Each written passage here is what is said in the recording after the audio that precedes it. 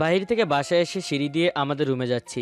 কয়েকটা সিঁড়ি দিয়ে উঠতেই সামনে এসে দাঁড়ায় চাচাতো বোন সাদিয়া।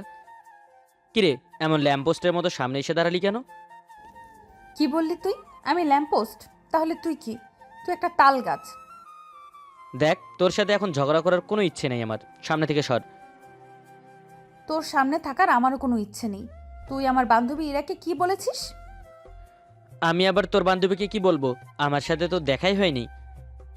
একটা মিথ্যা কথা বলবি তো তোর এই বাবুই পাখির বাসার মতো চুলগুলো ফেলে তোকে টাক মাথা বানিয়ে দেব। আর আমি তো হাতে চুরি পরে থাকবো, তাই না? আমি তোর এমন অবস্থা করব কাউকে মুখ দেখাতে পারবি না। আমার সাথে গুন্ডামি করছিস শালা লুচ্চা? তুই ইরাকে কেন বলেছিস ও আমার থেকেও বেশি সুন্দর? ভুল কি বলেছি? ইরা তো দেখতে আলবাত সুন্দর। ইরা কেন? আমাদের এলাকায় আমার থেকে সুন্দর আর কেউ নেই, বুঝলি? যেই না চেহারা, নাম রাখছে পেয়ারা। নিজের প্রশংসা নিজেই করে যাচ্ছে। আয়নায় কখনো নিজেকে দেখেছিস? শেওড়া গাছের পেতনির মতো লাগে তোকে। কি বললি তুই? আমাকে শেওড়া গাছের পেতনির মতো লাগে? তাহলে তোকে লেজ কাটা কুত্তার মতো লাগে। এই শর্ত সামনে থেকে। গায়ে পরে ঝগড়া না করলে তোর ভালো লাগে না? আরে যা যা, তোর সাথে ঝগড়া করতে আমার ঠেকা পড়ছে। এই সাদিয়ার জন্য কত ছেলে পাগল জানিস? আমি আমাদের কলেজের সব ছেলের ক্রাশ। জানি। নেশাকর পোলাগো ক্রাস তুই। একটার গলায় ঝুইলে যা, তাইলেই তো আমি বাঁচি। বলে আমি সাদিয়াকে পাশ কাটিয়ে চলে আসার সময় পিছন থেকে আমার পিঠে ধুরুম করে দেয় এক ঘুষি। ঘুষি দিয়ে এক দৌড়ে নিজের রুমে চলে যায়। আর আমি বাঁকা হয়ে দাঁড়িয়ে আছি। ইস রে, এই শালি শরীরে এত শক্তি আসে কোথা থেকে? আমি বুঝি না বাপু। পিঠটা মনে হয় নিহত হয়ে গেছে আমার। পিঠে হাত রেখে রুমে আসতে আম্মু বলে, কিরে, পিঠে এমন করে হাত রেখে আছিস কেন? আজও কি সাদিয়া দিয়েছে নাকি? এই সামনে আমার জীবনে তেজপাতা বানিয়ে দিল আম্মু। কারণে অকারণে আমার সাথে ঝগড়া করে। তোরা দুইটাই আর বড় হলি না, সেই ছোটবেলার মতো এখনো লেগে থাকিস। আর আমি কি লাগতে যাই নাকি? ওই পেতনি গায়ে পরে ঝগড়া করতে আসে। আচ্ছা হয়েছে, এখন রুমে গিয়ে ফ্রেশ হয়ে পড়তে বস। আমি ঠিক আছে বলে রুমে গিয়ে ফ্রেশ হয়ে পড়তে বসি। আমি হাসতে হাসতে রুমে এসে নাচানাচি করছি। আজ শয়তানটাকে দিয়েছি একটা। কত বড় সাহস! বলে কেন ইরা নাকি আমার থেকে বেশি সুন্দর। আমাকে নাচানাচি করতে দেখে আব্বু বলে, কিরে মা, এত খুশি লাগছে কেন তোকে? আজকে আরাফাতের সাথে ঝগড়া করে জিতেছিস নাকি? হুম আব্বু, দিয়েছি। একেবারে পিঠের মাঝখানে একটা। কত বড় সাহস! বলে ইরা নাকি আমার থেকে সুন্দর দেখতে। আচ্ছা আব্বু, তুমি বলো তো কে বেশি সুন্দর? আমার মেয়ে এই পৃথিবীর সবার চেয়ে সুন্দর। আমার মেয়ের মতো আর কেউ নেই। আমি আব্বুকে জড়িয়ে ধরে গালে চুমু দিয়ে বলি, আমার লক্ষ্মী আব্বু। আচ্ছা, এখন গিয়ে পড়তে বস যা। সামনে তো তোর এক্সাম। এবার কিন্তু আরাফাতের থেকে ভালো রেজাল্ট করতে হবে। আমি ঠিক আছি বলে রুমে চলে আসি। এই দিক দিয়ে আমি ওই কুত্তার থেকে সব সময় পিছিয়ে থাকি। প্রতিবার ওই কুত্তাটা ফার্স্ট হয় আর আমি সেকেন্ড। ভালো লাগে না আর। সেই কখন থেকে কথা বলছি, আর এদিকে আপনাদের পরিচয় দিতেই ভুলে গেছি। আমি আরাফাত রহমান, আব্বু আরিফ রহমান, আর আম্মু আফসানা রহমান। আর যার সাথে একটু আগে ঝগড়া করলাম, ওর নাম সাদিয়া। আমার একমাত্র চাচাতো বোন, নাম্বার ওয়ান শয়তান আর ঝগড়াটে। আমার চাচু শাহরিয়ার রহমান, চাচি সুমা রহমান। আব্বু আর চাচু একটা কোম্পানি চালায়। আমরা পাশাপাশি একই ফ্ল্যাটে থাকি। আমি আর সাদিয়া এবার মাস্টার্সে পড়ছি। বাকিটা আস্তে আস্তে জানতে পারবেন। এবার গল্পে ফিরি। রুমে বসেই পড়ছি, তখনই সাদিয়া আমার রুমে এসে বলে, এই মিস্টার আইনস্টাইন, আপনার পড়া শেষ হলে নিচে আসেন। বড় আম্মু ডাকতেছে খেতে। এই তুই আমাদের বাসায় কি করিস? তোদের বাসা মানে কি? এটা আমার বড় আব্বুর বাসা। আমার যখন ইচ্ছা তখন আসতে পারি। তোর কি? ফালতু বকবক না করে আমার রুম থেকে বের হয় এখন। ঠিক আছে, যাচ্ছি। তবে মনে রাখিস, আমি নিচে গিয়ে বড় আব্বুকে বলবো তোকে আমি খেতে ডেকেছি আর তুই আমার সাথে খারাপ ব্যবহার করে রুম থেকে বের করে দিয়েছিস। এর মানে যে তুই এক কদম এগিয়ে আসিস সেটা আমি ভালো করেই জানি। চল এখন। বলে দুজনে নিচে এসে সবার সাথে খাবার খেয়ে খেয়ে নেই। কিছু সময় বসে সবার সাথে কথা বলে সাদিয়ে চলে যায়। আমি আমার রুমে এসে বসে ডায়েরি লিখছি।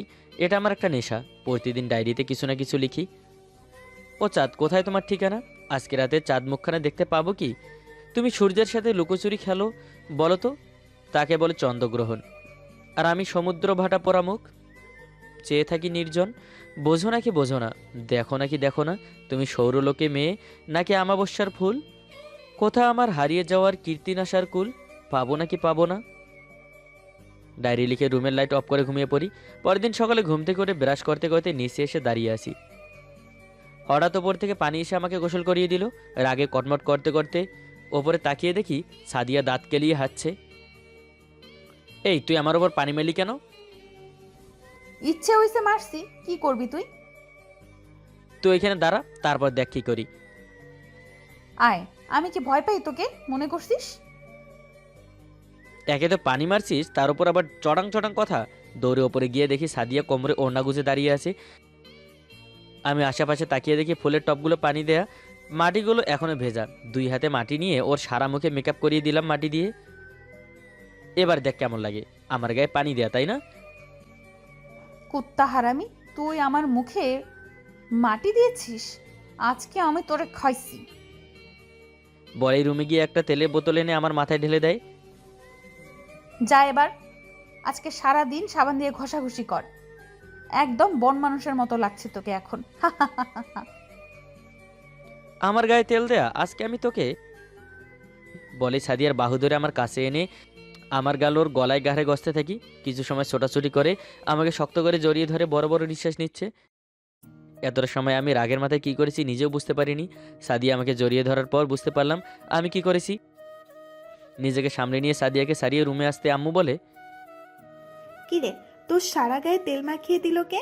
দেখে তো মনে হচ্ছে কোনো তেলের কুয়োতে পড়ে গিয়েছিস। আরে কে করবে, ওই পেতনিকি সারা। সারা শরীর চুলকাচ্ছে, পরে কথা বলি। বলে রুমে এসে শাওয়ার নিতে থাকি। আমি এখনো সেখানে ঠায় দাঁড়িয়ে আছি। কি করলো এটা আরাফাত? আর আমারই বা কি হলো? আমি নিজেকে ওর কাছে এমন করে সঁপে দিলাম, এখন ওর সামনে যাব কি করে? কি জানি কি ভাবছে এখন আমার সম্পর্কে। এমন আরো অনেক কথা ভাবতে ভাবতে ওয়াশরুমে গিয়ে শাওয়ার নিতে থাকি। প্রায় 2 ঘন্টা পর নিজেকে এখন মানুষ বলে মনে হচ্ছে। সত্যি একটু আগে যে কি একটা অবস্থা হয়েছিল ভাবতেই শরীরের লোম দাঁড়িয়ে যাচ্ছিল। আর সাদিয়ে এমন করে আমাকে জড়িয়ে ধরলো কেন? আমার এমনটা করা ঠিক হয়নি। শত হলেও সাদিয়ে একটা মেয়ে। দূর, কেন যে এমনটা করতে গেলাম? এমন আরও অনেক কিছু ভাবতে ভাবতে রেডি হয়ে নাস্তা করে রুম থেকে বের হতেই সাদিয়ার সামনে পড়ে যাই। আমাকে দেখে মাথা নিচু করে আছে। আজ ধানি লঙ্কা এমন গোলাপ ফুলের মতো কোমল হয়ে গেল কি করে? দেখো, আমি তোমার সাথে এখন ঝগড়া করতে চাই না। ভার্সিটি যাচ্ছ, যাও। এমনি আজ লেট হয়ে গেছে। আচ্ছা, আজ ভুল করে সূর্যের জায়গায় কি দিনের বেলা চাঁদ উঠে গেছে নাকি? আমাকে তুই থেকে সোজা তুমি বলছিস কেন, তুমি করে কি আমি বলতে পারি না? আর এখন তোমার ঝগড়া না করলে হয় না নাকি? লেট হয়ে যাচ্ছে কিন্তু। ঠিক আছে আয়। বলেই বাসা থেকে বের হয়ে বাইক বের করে দেখি সাদিয়া বাইকে না উঠে এদিক ওদিক তাকাচ্ছে। আমি বলি, কিরে বাইকে উঠছিস না কেন? এখন লেট হচ্ছে না? তুমি যাও, আমি রিক্সা নিয়ে আসছি। রোজ আমার সাথে যাস বাইকে করে, আজ এমন নাটক করছিস কেন? কথায় আছে না, কুকুরের লেজ কখনো সোজা হয় না। কোথায় আমি ভালো করে কথা বলছি আর তুমি যা ইচ্ছে তাই বলে যাচ্ছ। সেটা তো সবচেয়ে বড় সমস্যা। তোর পেটে যে শয়তানি বুদ্ধি ঘুরছে সেটা আমি ভালো করেই বুঝতে পারছি। এই তুমি যাও, নিজেও লেট করেছে আর আমাকেও করাচ্ছে। যত সব ঢং, থাক তুই। বলেই আরাফাত চলে যায়। আমি মুচকি হেসে মনে মনে বলি, তুমি তো আর জানো না চাচাতো ভাই, একটু আগে তুমি যেটা করেছো তাতে আমার মন থেকে তোমার জন্য সব রাগ মুছে গিয়ে এখন তোমার জন্য সেখানে ভালোবাসার গোলাপ ফুটেছে। আর তোমার চোখের দিকে তাকাতে লজ্জা করে। এখন কি করব? আমি ভার্সিটি এসে বাইক পার করে বন্ধুদের সাথে কিছু সময় আড্ডা দিয়ে ক্লাসে চলে যাই। একটু পর সাদিয়া ক্লাসে এসে আমার পাশে না বসে অন্য টেবিলে বসেছে। এই মেয়ের হয়েছে কি? তবে কি সকালের ওই ঘটনার জন্য রেগে আছে? কিন্তু ওকে দেখে তো মনে হচ্ছে না রেগে আছে। তবে কি হতে পারে পরে জেনে নিব। এখন ক্লাস করি। একটু পর স্যার এসে লেকচার দিতে শুরু করে। দেখতে দেখতে ক্লাস শেষ হয়ে যায়। ক্লাস থেকে বের হতেই ইরা সামনে এসে দাঁড়ায়। আমি কিছু বলতে যাব, তার আগে সাদিয়া এসে ইরাকে বলে, এই রায় তো আমার সাথে, এই কুত্তাটার সাথে কি? ইরাকে কিছু বলতে না দিয়ে টেনে সেখান থেকে নিয়ে যায়। আমি মদনের মতো তাকিয়ে আছি ওদের যাওয়ার দিকে। বেশি কিছু না ভেবে চলে গেলাম বন্ধুদের সাথে আড্ডা দিতে। কিছু সময় সবার সাথে গল্প করে সাদিয়ার কাছে গিয়ে বলি, কিরে আমার সাথে যাবি নাকি সকালের মতো নাটক করবি? তুমি চলে যাও, আমি আসছি একটু পর। এই তুই কি সকালে ওই ঘটনার জন্য রেগে আছিস আমার ওপর? দেখ আমি তখন ইচ্ছা করে কিছু করিনি। উফ, তুমি যাও তো এখান থেকে। বলি সেখান থেকে চলে যায়। কি হলো এতে লজ্জা পাওয়ার কি হলো? এই মেয়ে যে কখন কি করে বুঝি না। এসব ভাবতে ভাবতে বাইক নিয়ে বাসায় চলে আসি। আরাফাতের সামনে থেকে একটু দূরে আসতেই বুকের বাম পাশে হাত রেখে দেখি হার্টবিট খুব দ্রুত চলছে। বড় বড় নিঃশ্বাস নিচ্ছে একটু পর। ইরা এটা দেখে বলে সামথিং সামথিং নাকি। লজ্জা পেয়ে মাথা নিচু করে ফেলি। এটা দেখে এরা হাসছে।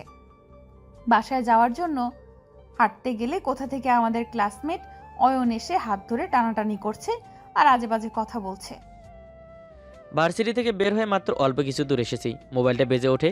মোবাইল হাতিয়ে নিয়ে দেখি ইরা কল করে। কল রিসিভ করতে ইরা যা বলে শুনে মাথায় রাগে চাপ ওঠে। অয়ন নাকি সাদিয়ার সাথে বাজে ব্যবহার করছে। বাইক ঘুরিয়ে ফুল স্পিডে ড্রাইভ করে ভার্সিটি পৌঁছে দেখি অয়ন সাদিয়ার হাত ধরে টানাটানি করছে আর ওর বন্ধুরা বাজে ভাষায় কথা বলছে। বাইক ড্রাইভ করে ওদের সামনে গিয়ে অয়নের বুকে সমস্ত শক্তি দিয়ে লাথি দিয়ে মাটিতে ফেলে দেই। সাদিয়া দৌড়ে এসে আমাকে জড়িয়ে ধরে কান্না করে দেয়। সব কয়টাকে ইচ্ছে মতো মারো, আমাকে খুব বাজে কথা বলেছে। বাসায় তো বাংলা ছবি রিনা খানের মতো চোখ বাকি আমার সাথে ঝগড়া করিস, আর এতক্ষণ থেকে এত কিছু বলে যাচ্ছে টাটিয়ে গালে লাগিয়ে দিতে পারলি না? আমি ভয় পেয়ে গিয়েছিলাম, তাই কিছু বলতে পারিনি। আচ্ছা এখন ছাড়, শালাদের একটু ইচ্ছা মতো কেলিয়ে নেই। বলে কোমর থেকে বেল খুলে ইচ্ছা মতো কয়টাকে পিটিয়ে কিছুক্ষণ মার খেয়ে সবাই পা ধরে মাপ চায়। এরপর সাদিয়ার হাত ধরে বাইকের কাছে এসে বলি, এখনও কি নাটক করবি নাকি উঠবি? সাদিয়া কিছু না বলে আমাকে জড়িয়ে ধরে আমার বুকে নাক ঘষতে ঘষতে বলে, এই কি করছিস? তোর নাকের পানি দিয়ে আমার শার্টটা ভিজিয়ে যাচ্ছে। ওহো, ছাড়বো না, এখন থেকে এই বুকটা আমার। এই তোরা সকাল থেকে কি হয়েছে বলতো? মুঝকো লাভেরিয়া হুয়া, চাচাতো বয়ফ্রেন্ড। আমি তোর বয়ফ্রেন্ড হলাম কবে থেকে? আজ সকালে তুমি যখন আমার ঘাড়ে তোমার নাক ঘষলে তখন আমার কি হয়েছে আমি জানি না, শুধু এইটুকু জানি আমি তোমাকে ছাড়া বাঁচবো না আরাফাত। তাহলে চল আজকে বাসায় গিয়ে বিয়েটা করে ফেলি। সাদিয়া লজ্জা পেয়ে আমাকে আরও শক্ত করে জড়িয়ে ধরে। একটু পর দুজনে বাসায় চলে আসি। বাসায় এসে সাদিয়া ওদের বাসায় ঢোকার সময় আমাকে বলে, আরাফাত এদিকে আসো। আমি ওর কাছে যেতেই গালে একটা চুমু দিয়ে দৌড় দেয়। আমি হাসতে হাসতে বাসার ভেতরে এসে রুমে চলে যাই। এভাবেই দেখতে দেখতে কেটে যায় 15 দিন। আমার আর সাদিয়ার মধ্যে এখন ভালোবাসাটা খুব গভীর। একদিন রাতে ছাদে দাঁড়িয়ে আমি আর সাদিয়া হুট করে আমাকে জড়িয়ে ধরে। একটু পর চাচ্চু পেছন থেকে বলে, আরাফাত, সাদিয়া, তোমাদের এত অধপতন হয়েছে? চাচ্চুর কণ্ঠ শুনে দুজনে দুজনকে সারিয়ে দিয়ে মাথা নিচু করে দাঁড়িয়ে আসি। চাচ্চু আবার বলে, ঘরে এসো, নিজের কথা মানুষকে শোনাতে চাই না। বলে চাচ্চু নিচে চলে যায়। আমি আর সাদিয়া ভয়ে নিচে এসে রুমে যেতেই দেখি আব্বু আম্মু আর চাচ্চু চাচ্ছি সবাই রাগি লোকে আমাদের দিকে তাকিয়ে আছে। আম্মু বলে, কবে থেকে চলছে তোদের মাঝে এইসব? ভয়ে দুজনে মাথা নিচু করে থাকি। চাচ্চু বলে, কিরে ভাবি, কি জিজ্ঞেস হচ্ছে তোদের? কানে কথা যায় না? এই 10-20 দিন হবে। তোরা দুটাই তো সব সময় লেগে থাকতি, তোদের মধ্যে কেমন করে সম্ভব সেটাই তো বুঝতে পারছি না। বড় আম্মু দেখো, আমি তো দেখতে খারাপ না বলো, তোমার ছেলের বউ করে নাও না আমায়। চাচ্চু আমিও তো খারাপ না, তোমার মেয়ের সাথে আমার বিয়েটা দিয়ে দাও। আমার কথা শুনে সবাই হ্যাঁ করে তাকিয়ে আছে আমাদের দিকে। একটু পর সবাই একসাথে হেসে দেয়। সবার মুখে হাসি দেখে আমার ভয় দূর হয়ে যায়। এরপর চাচ্চু বলে, ভাইজান, আজকে এই দুটো বিয়ে দিয়ে দাও। আজকে যা দেখলাম, লেট হলে দেখা যাবে ছেলেমেয়ের বিয়ের আগেই আমরা দাদা দাদি হয়ে যাব। বলে সবাই একসাথে হেসে দেয়। আমি আর সাদিয়া একে অপরের দিকে তাকিয়ে আছি। দুজনের চোখের লজ্জা আর আনন্দ একসাথে বাসা বেঁধেছে। একটু পর আব্বু আর চাচ্চু গিয়ে কাজী নিয়ে আসে। এরপর দুজনে বিয়েটা হয়ে যায়। আমার রুমটা এখন শুধু আমার নেই, তাই ঢুকতে ভয় করছে। ভালোবেসে বিয়ে করলাম চাচাতো বোনকে, তাও এত ভয় করছে কেন? ঘরে ঢুকেই বুঝতে পারছি না। ভয়কে জয় করে অবশেষে ঢুকেই পড়লাম। রুমে ঢুকে দেখি বউ আমার শাড়ি পরিয়ে ঘোমটা দিয়ে বসে আছে। আমি দরজা বন্ধ করে একটু এগিয়ে যেতে সাদিয়া উঠে এসে আমার গলা জড়িয়ে ধরে বলে, এত লেট হলো কেন আসতে তোমার? আসলে প্রথমবার তো, তাই একটু কেমন জানি লাগছিল। আমার চাচাতো বরটা বুঝি ভয় পাচ্ছে? ভয় পাবো কেন শুনি? আমি তো আমার চাচাতো বউয়ের কাছেই আছি। বুঝলাম। তা এখন কি হবে তোমার? আমার আবার কি হবে? হবে তো তোমার। তোমার না একটুও লজ্জা নেই। যাও। বলে সাদিয়া লজ্জা পেয়ে মুখ লুকায়। আপাতত আপনারা বিদায় নিন।